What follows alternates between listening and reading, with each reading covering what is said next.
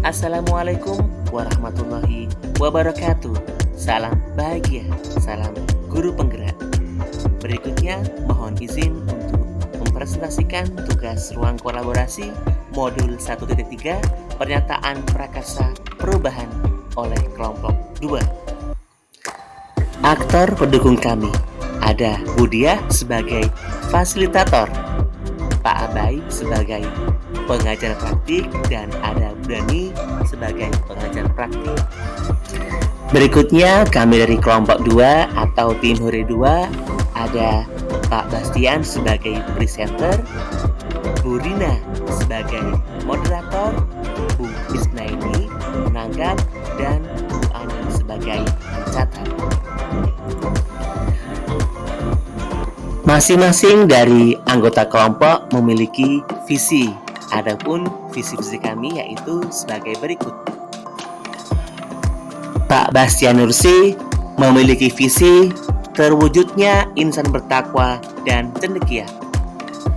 Bu Rina Afiani memiliki visi mewujudkan peserta didik yang beriman dan bertakwa kepada Tuhan Yang Maha Esa, kreatif, inovatif, dan berjiwa gotong royong.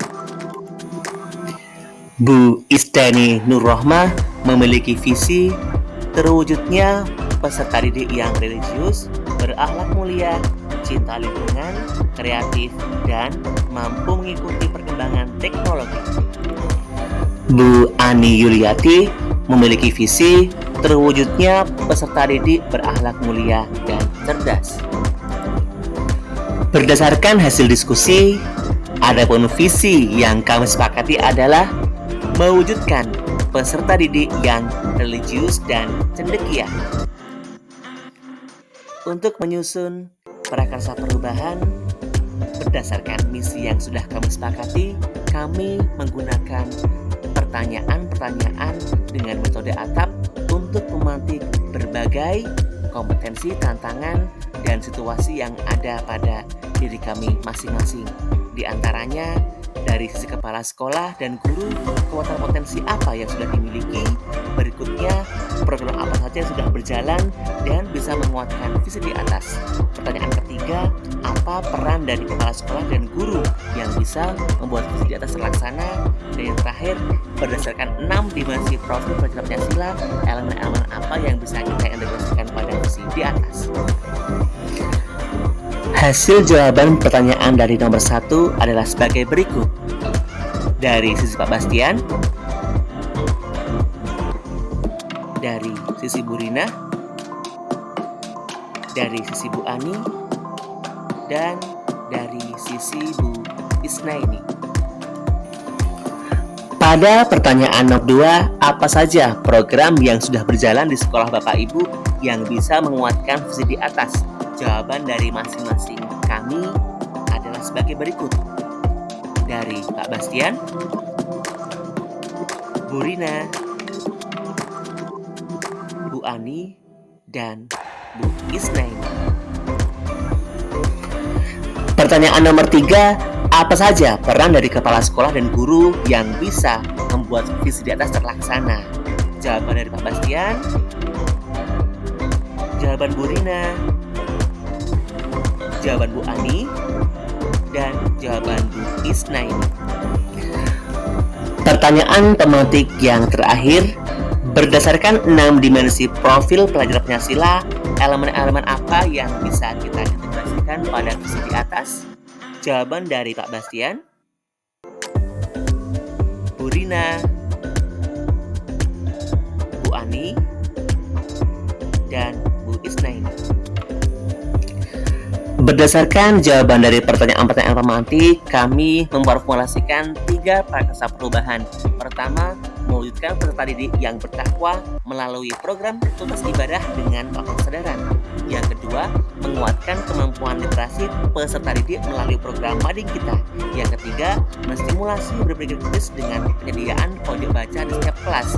Adapun prakarsa perubahan yang kami pilih dan kami sepakati yaitu menguatkan kemampuan literasi peserta didik melalui program Mading Kita.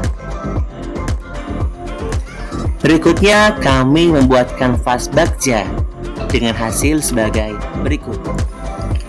Pada bagian B, buat pertanyaan utama, pertanyaan kami adalah apa yang harus saya lakukan untuk menguatkan kemampuan literasi peserta didik melalui program Madik Kita? Adapun tindakan atau jawabannya adalah berdiskusi dengan kepala sekolah dan rekan sejawat untuk membahas program Madik Kita dan mempelajari pengetahuan tentang cara pembuatan mading sekolah. Pada bagian A, ambil pelajaran, pertanyaan kami yaitu siapakah di sekolah atau rekan dari sekolah lain yang pernah melaksanakan program mading sekolah? Apa jenis literasi yang hendak dikuatkan dalam program ini? Berikutnya, rubrik apa yang hendak dimudahkan dalam mading kita? Dan keterangan apa saja yang sudah saya miliki untuk mendukung program ini? Hasilnya adalah bertanya kepada teman sejawat dari teman guru dari sekolah lain. Jenis literasi yang tidak dikuatkan yaitu baca tulis, sains dan budaya dan kewarganegaraan. Kemudian mencari informasi tentang macam rubrik yang ada di majalah anak dan mempelajari cara pembuatan aksen-aksen mading yang menarik. Pada bagian G, gali mimpi, pertanyaannya adalah strategi apa yang harus dilakukan agar program ini dapat berjalan secara kontinu dan bagaimana cara mengukur tingkat pencapaian keberhasilan program mading kita. Adapun tindakan atau jawaban yang kami sepakati yaitu melakukan curah gagasan bersama guru dan perwakilan peserta didik untuk memunculkan ide strategi seperti kuis berhadiah, penambahan rubrik cerita lucu, dan lain-lain.